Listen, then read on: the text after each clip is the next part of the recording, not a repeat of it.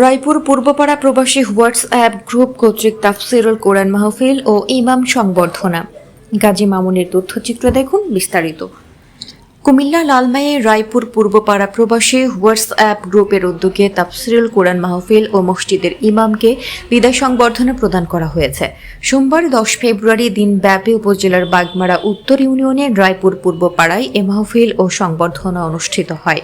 মৌলভী আব্দুল মমিনের সভাপতিত্বে মাহফিলে প্রধান মুফাসসির হিসেবে বয়ান করেন সারসিনা দারুস সুন্নাহ কামিল মাদ্রাসার সাবেক মুহাদ্দিস মুফতি শামসুল আলম মুহিব্বি। বিশেষ মুফাসসির হিসেবে বয়ান করেন ঢাকাস্থ জুরাইন জামিয়া ইসলামিয়া ফজলুল উলুম মাদ্রাসার মুহাদ্দিস মুফতি ইয়াসিন আহমদ ফারুকি, মুফতি আব্দুল বাসির সিদ্দিকী, মৌলভী আনোয়ার হোসেন, মাওলানা রুহুল আমিন, মৌলভী মাহমুদ হানিফ।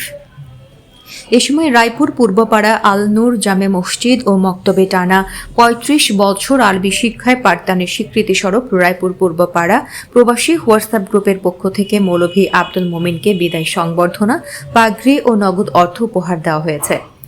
পরে হোয়াটসঅ্যাপ গ্রুপের সকল সদস্যদের পক্ষ থেকে বক্তব্য রাখেন সংগঠনের সাধারণ সম্পাদক কবির হোসেন।